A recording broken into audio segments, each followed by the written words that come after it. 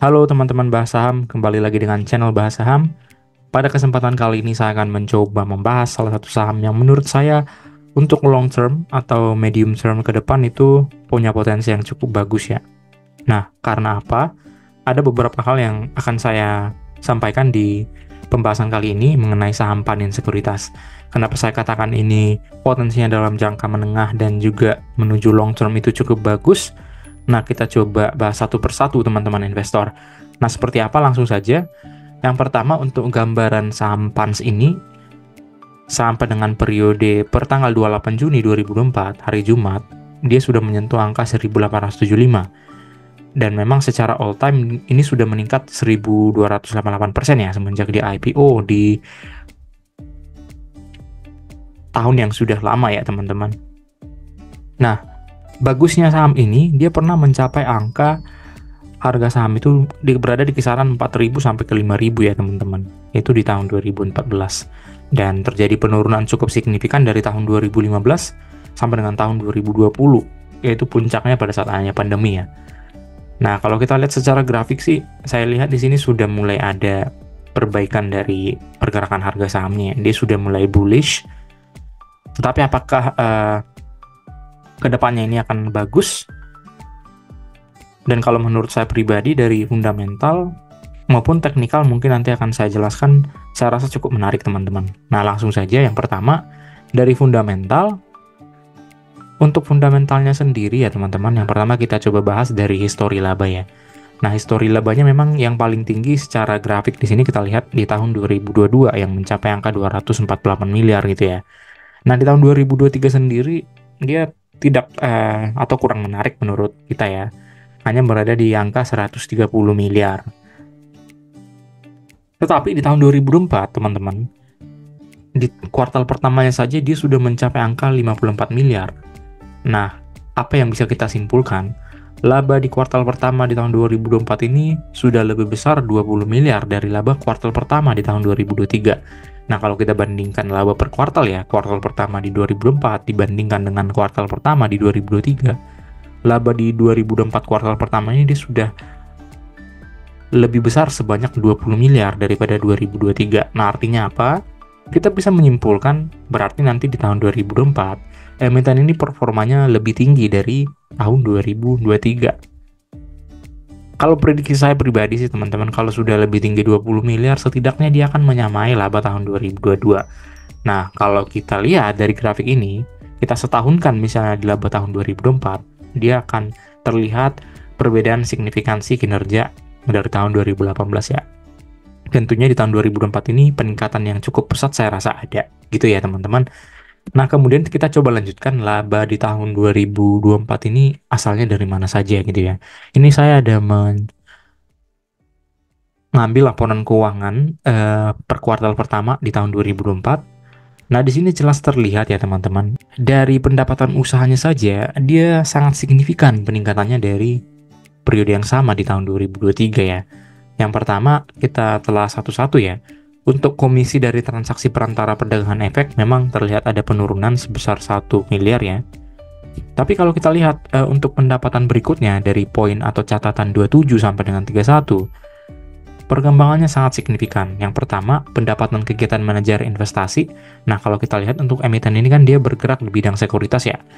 Jadi pendapatan manajer investasinya pasti karena adanya penjualan maupun pembelian saham atau emiten gitu ya. Nah, di sini dia meningkat sebanyak 4 miliar dari tahun 2023 periode yang sama. Dari 44 miliar dia meningkat menjadi 48. Artinya di sini pendapatan dari manajer investasinya meningkat. Berarti transaksinya juga mengalami peningkatan ya. Nah, kemudian dari pendapatan bunga dan dividen ini juga cukup bagus ya. Dari 27 meningkat 1 miliar menjadi 28 miliar. Kemudian keuntungan atas perdagangan efek yang telah realisasi, ini juga sangat-sangat signifikan ya teman-teman. Yang sebelumnya hanya 890 juta di tahun 2023, sekarang menjadi 14 miliar ya. Ini peningkatan yang sangat-sangat bagus untuk keuntungan atas perdagangan efek yang telah realisasi. Ini berarti sudah dilakukan penjualan ya untuk emiten-emitennya gitu ya. Nah, kemudian Untuk keuntungan atau kerugian atas perdagangan efek yang belum realisasi, berbeda dengan yang pertama tadi, itu sudah direalisasikan, artinya itu sudah dijual. Nah, di sini ini adalah floating profit atau floating loss ya. Artinya itu belum adanya proses realisasi atau menjual emiten yang sudah dimiliki sekuritas ini gitu ya. Nah, ini juga sangat menarik angkanya. Untuk keuntungan atas yang belum realisasi saja dia sudah mencapai angka 9 miliar. Nah, mungkin dari sekuritas ini sendiri mungkin belum menjual ya, teman-teman. Makanya di sini terlihat adanya floating profit sebesar 9 miliar. Berbeda dengan periode sebelumnya yang hanya mencatatkan rugi malah ya, teman-teman. Mencapai rugi 925 juta. Nah, untuk notes 31 dari pendapatan yang terakhir, pendapatan kegiatan penjamin emisi dan penjualan efek, ini walaupun memang menurun, tapi tidak terlalu signifikan, hanya menurun kurang lebih 100-an juta, teman-teman. Sehingga kalau di total, dari di tahun 2023 dari 90 miliar, dia meningkat mencapai angka 118, kurang lebih 20 miliar, seperti yang tadi saya jelasin ya, teman-teman. Kalau dari sisi beban usahanya sendiri ada peningkatan sebesar 14 miliar ya. Itu wajar menurut saya, teman-teman, karena itu dari beban usaha kepegawaian dan juga administrasi dan umum gitu ya, yang sangat signifikan peningkatannya. Sehingga untuk laba usahanya di sini terlihat kontra pendapatan dengan beban usaha didapat sebesar 67 miliar. Meningkat 20 miliar ya, teman-teman, dari tahun 2023. Artinya apa? Secara laba emiten ini performanya meningkat. Jadi itu tidak bisa diragukan lagi, teman-teman. Adanya peningkatan performa berarti akan adanya peningkatan laba yang berujung akan meningkat harga sahamnya gitu ya. Nah, kita lanjutkan dari sisi ekuitas. Setelah tadi kita berbicara mengenai laba bersih, kita menuju ke histori ekuitas atau aset bersihnya ya. Nah, di sini terlihat untuk rata-rata kenaikan ekuitas itu berada di angka 3,69% atau 4%. Itu merupakan angka yang bagus menurut saya, teman-teman. Yang penting dia mengalami yang namanya peningkatan dari periode per periode gitu ya. Sampai dengan kuartal pertama 2024 saja dia sudah mencapai angka 1,57 triliun gitu ya, teman-teman. Cukup menarik. Nah, dari sisi utang, untuk emiten ini posisi utangnya itu fluktuatif sebenarnya, teman-teman. Yang tertinggi itu berada di tahun 2020, mungkin pada masa pandemi emiten ini gencar untuk melakukan peminjaman gitu ya. Sehingga di sini terlihat signifikan peningkatannya menjadi 1,5 triliun. Tetapi dari semenjak tahun 2021 sampai dengan 2024 periode berjalan, dia hanya berada di angka 718 miliar gitu ya, menurun dari 1,5 triliun yang pernah dicapai di tahun 2020. Dan bagusnya, untuk utang ekuitas ini teman-teman hanya sebesar 46% dari aset bersihnya. Berarti untuk masalah gagal bayar atau likuiditas, emiten ini tidak perlu diragukan lagi, teman-teman. Rasio likuiditasnya cukup bagus. Nah, kita lanjutkan ke historis posisi kas. Untuk posisi kasnya juga perlu kita perhatikan ya, teman-teman, karena buat apa labanya tinggi kalau untuk manajemen kasnya juga tidak bisa gitu ya. Dan untungnya di tahun 2024 ini kebetulan untuk pada saat saya membuat video ini dia belum membagikan dividen gitu ya, teman-teman, sampai dengan kuartal pertama. Nah, di sini posisi kasnya juga cukup bagus, berada di angka 22 miliar gitu ya. Posisi kas yang bagus ini akan menjadi faktor penentu juga, teman-teman, apakah emiten ini akan membagikan dividen gitu ya. Dan ternyata terbukti sampai saya membuat video ini, emiten ini membagikan dividen yang cukup tinggi menurut saya, teman-teman, berada di angka 10%. Kalau saya tidak salah ya, teman-teman. Dan itu menjadi penarik investor, sehingga beberapa periode terakhir, beberapa hari terakhir itu harga sahamnya meningkat cukup signifikan gitu ya. Dan itu bisa dibuktikan dengan posisi kas yang per akhir kuartal pertama di tahun 2024 itu cukup meningkat, cukup bagus gitu ya, berada di angka 22 miliar. Nah, kita coba lanjut, teman-teman, untuk earning per share dan juga ROE dari emiten ini. Untuk earning per share-nya di tahun 2024 Q1 ini dia dari grafik tentunya kita bisa lihat memang meningkat signifikan ya dari tahun 2023. Ini untuk EPS-nya annual, teman-teman, dan juga ROE yang di sebelah kanan itu annual. Dan kalau kita lihat ya, ada potensi nanti di tahun 2024 akhir per Desember laba bersihnya meningkat bisa melampaui earning per share dari tahun 2022 yang mencapai titik signifikannya gitu ya.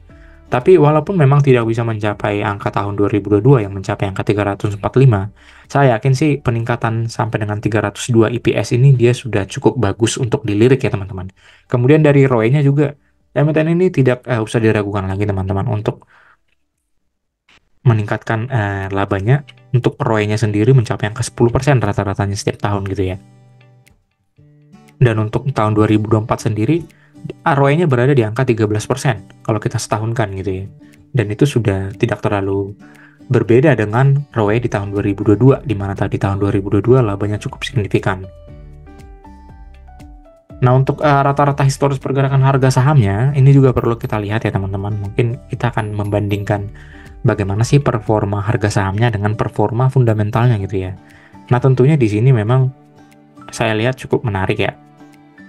Di tahun 2022, pada saat dia mencapai laba signifikannya itu, dia hanya di rata-rata 1.700. Dan sekarang di tahun 2024, dia sudah mencapai angka 1.800. Tapi menurut saya wajar ya teman-teman, karena dari sisi ROE, utang, dan juga pembagian dividen, emiten ini cukup royal gitu ya. Dan posisi harga sekarang yang belum saya rata-ratakan di angka 1.875, bisa saja akan menuju ke angka 2.000 lagi teman-teman. Seperti yang kita lihat tadi di historis harga sahamnya pada saat saya membuat video ini di awal. Emiten ini pernah mencapai angka 5.000, range 4.000 sampai dengan 5.000 gitu ya. Nah, saya rasa gap menuju ke sana itu cukup tinggi, dan kalau melihat dari performa sih pergerakan harga sahamnya ini pasti akan mengikut ke sana gitu ya teman-teman. Nah, secara fundamental kita bisa memprediksi harganya teman-teman. Harga saham PAN sekarang itu berada di angka 1.875, dan PBV dan PER yang tercatat di angka 1.875 itu yaitu berada di angka 0,9 untuk PBV dan PER-nya di angka 6,2. Dan saya rasa wajar-wajar saja ya teman-teman untuk emiten ini mencatatkan PBV 1 dan juga PER 10 gitu ya. Nah, untuk PBV 1-nya berada di angka 2.100-an dan PER 10-nya berada di angka 3.000 teman-teman. Dan saya kombinasikan seperti biasa, harusnya emiten ini dihargai di angka 2.604 itu masih wajar gitu ya. Dan di harga sekarang di angka 1.800, potensi gainnya itu mencapai angka 39%. Yang menurut saya which is sangat menarik gitu ya. Berada di angka 30% saja itu sudah cukup bagus kalau untuk peningkatan performa investasi kita gitu ya. Nah, kemudian bagaimana dengan prediksi harga historis yang pernah diraih emiten ini? Ini membandingkan rata-rata PBV dan PER yang pernah diraih emiten ini dari tahun 2018 gitu ya. Nah, kalau kita lihat di grafik kiri, itu adalah grafik PBV. Nah, di sini kita bisa melihat untuk PBV rata-ratanya itu berada di angka 0,8. Dan PBV 0,8 itu kalau kita tarik untuk harganya yaitu berada di kisaran 1.700-an teman-teman. Dan untuk PER-nya, PER rata-rata emiten ini berada di angka 9 teman-teman. Nah, itu cukup menarik. Sehingga PER 9 itu berada di angka harga 2.700. Dan kalau saya kombinasikan teman-teman, PBV dan PER, harusnya emiten ini berada di harga rata-rata 2.200 ya teman-teman. Jadi menurut saya sudah selayaknya sih emiten ini ditarik ke harga 2.000-an teman. Karena performanya tadi itu sudah cukup bagus ya. Dan potensi gain dari harga 1.875 harga sekarang itu menuju angka harga historisnya di angka 2.200 yang menurut prediksi saya itu bisa mencapai potensi gain sebesar 20%, yang menurut saya juga cukup menarik ya. Nah, setelah fundamental kita coba melihat dari sisi pergerakan harga atau teknikal ya teman-teman. Nah, baik teman-teman, untuk teknikal emiten ini ya, saya rasa sih ini yang membuat saya salah satunya cukup tertarik dengan emiten ini. Kenapa? Karena dari sisi teknikal dia sudah mengalami yang namanya periode bullish ya teman-teman. Nah, ini tadi saya katakan emiten ini pernah mencapai angka 5.000, bahkan di sini kurang lebih 5.600 ya. Cukup fantastis ya teman-teman di tahun 2013 sampai dengan tahun 2015 gitu ya. Nah, di sini teman-teman, ini saya tarik grafik per bulan yang monthly ya. Nah, kita coba tarik grafik atau garis secara horizontal ya untuk menentukan titik support gitu ya teman-teman.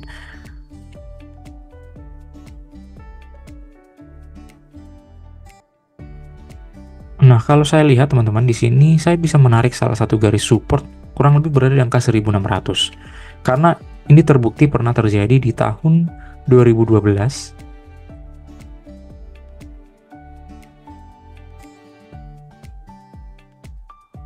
Dan titik support selanjutnya itu berada di angka 1.300 teman-teman. Nah, kalau kita lihat dari sisi volume sekarang yang dalam 1 bulan terakhir itu dia mengalami peningkatan harga sampai dengan harga tertingginya di 1.900 gitu ya. Nah, memang hal yang perlu kita khawatirkan ya teman-teman, emiten ini kan rutin membagikan dividen ya. Nah, pada saat sudah ex-date, penurunan emiten ini juga tidak sembarangan ya. Nah, kita coba lihat grafik secara per hari ya teman-teman. Jadi pada saat sudah ex-date pengumuman dividen, emiten ini mengalami penurunan yang cukup dalam gitu ya, sampai menimbulkan gap di sini teman-teman. Seperti misalnya di tahun 2023, dia itu mengalami yang namanya gap dari harga 1000 tertingginya 2000-an ya teman-teman di sini ya. Dia turun sampai dengan ke harga paling rendahnya itu di 1700, dan angka itu belum bisa menuju ke angka 2000 ya sampai dengan tahun 2024. Dan memang di beberapa hari terakhir ini dia mengalami peningkatan signifikan. Mungkin ini diakibatkan pembagian dividen ya yang cukup fantastis juga. Tapi di sini hati-hati teman-teman, ini juga ada gap, kemungkinan dia akan turun kembali ke kisaran harga 1600, yang mana tadi kita lihat titik supportnya itu di angka 1600, titik support pertama gitu ya. Bisa saja melebihi itu teman-teman. Tapi saya yakin sih untuk emiten ini karena dari performa juga sudah cukup menarik ya. Saya yakin sih akan turun setelah X pembagian dividen itu ke angka 1600-an yang paling jauh teman-teman. Kalaupun memang lebih jauh lagi, tunggu saja di angka 1300 kalau memang teman-teman berniat untuk long term gitu ya. Nah, tadi kenapa saya katakan ini menarik secara teknikal? Perlu kita lihat teman-teman. Di tahun 2017 ya. Coba saya lihat grafiknya secara daily ya teman-teman. Emiten ini masih mencatatkan banyak gap-gap yang belum ditutup teman-teman dari pergerakan harga sahamnya gitu ya.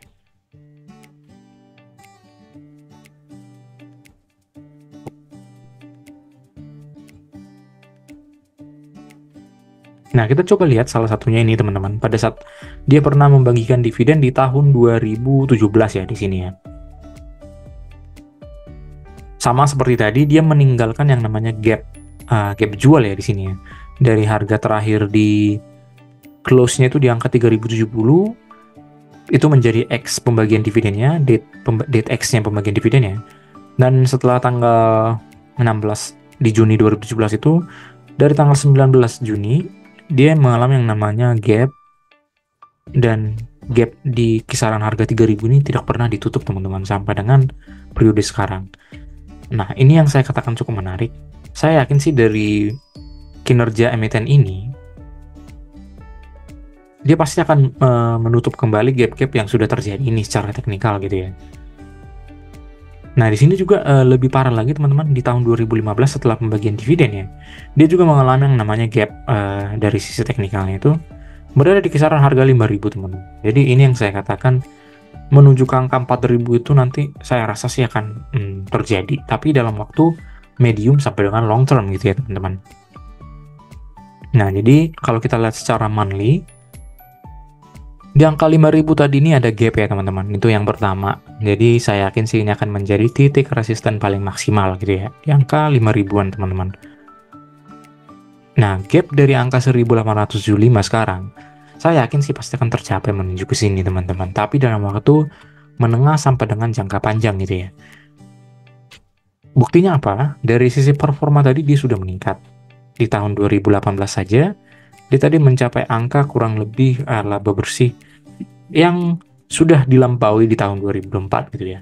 Di tahun 2018 saja, untuk emiten ini berada di kisaran harga 2000-an teman-teman, 2500 gitu ya. Nah, saya yakin dengan performa yang sudah meningkat di tahun 2024 ini, yang sudah jauh melebihi performa tahun 2018 dan juga 2017, menuju ke angka 4.000 itu bukan hal yang mustahil teman-teman, dan itu hal yang ditawarkan, hal yang menarik yang ditawarkan emiten ini ke depannya. Dan kalau kita lihat di sini, menuju ke angka 4.000 itu bisa saja terjadi teman-teman, karena dari yang pertama tadi, emiten ini royal dividend, dan juga emiten ini performanya sudah meningkat gitu ya teman-teman. Baik, setelah analisis secara teknikal, kita lanjutkan ke analisis secara sentimen atau news ya teman-teman. Mungkin ada beberapa media atau news yang kemungkinan besar akan menjadi sentimen positif untuk emiten ini. Nah, di sini saya ada mengambil 3 berita ya teman-teman ya. Yang pertama, tentunya dari sisi dividen ya, emiten ini memang rutin sekali membagikan dividen, dan dividennya juga bukan main-main ya teman-teman, cukup bagus. Kalau kita lihat di sini, emiten ini membagikan dividen sebesar 180 per saham ya. Kalau kita estimasi sampai ke dividen yieldnya, di harga sekarang di angka 1875, emiten ini saja sudah membagikan dividen yield sebesar 9,6%. Padahal dia sudah mengalami peningkatan harga, teman-teman. Berarti yang mengambil emiten ini di harga 1.600, dia sudah mendapatkan dividen yield di atas 10%. Ini fantastisnya untuk emiten ini, teman-teman. Dia royal membagikan dividen. Dan tentunya nanti apabila dibarengi dengan peningkatan performa ke depannya di tahun 2024 dan seterusnya, emiten ini pasti akan membagikan dividen yang lebih besar lagi, dan tentunya dividen yieldnya akan sangat tinggi, teman-teman. Dan yang kedua, emiten ini karena dia sekuritas ya teman-teman, dia siap boyong 4 perusahaan yang akan IPO di tahun 2024. Nah tentunya emiten yang IPO itu akan membagikan kontribusi yang cukup bagus untuk emiten PANS ini, karena dia memang emiten sekuritas gitu ya. Jadi perusahaan yang IPO pasti akan memberikan fee dan juga jenis pendapatan lain kepada emiten panin sekuritas ini. Yang ketiga, panin sekuritas ini menggulung 565 juta saham Modern Land atau MDLN gitu ya. Pengaruhnya apa sih untuk emiten sekuritas PANS ini? Ya tentunya dengan banyaknya transaksi menggulung saham yang mencapai 565 juta saham, ini akan berpengaruh terhadap pendapatan manajer investasi ya ke emiten ini ya. Artinya semakin banyak transaksi beli, ini juga akan memberikan fee yang banyak kepada emiten panin, dan tentunya itu akan meningkatkan pendapatannya gitu ya. Jadi overall sih sebenarnya untuk emiten ini didukung untuk peningkatan kinerja ke tahun-tahun berikutnya, dan ini yang menjadi hal yang menurut saya sentimen positif yang cukup bagus untuk emiten ini gitu ya. Nah mungkin sekian teman-teman pembahasan mengenai emiten PANS. Semuanya balik kembali ke keputusan teman-teman untuk membeli atau menjual gitu ya. Disclaimer on teman-teman. Semoga untuk pembahasan ini cukup memberikan insight yang bagus kepada teman-teman investor. Jangan lupa klik like dan subscribe untuk kemajuan channel ini.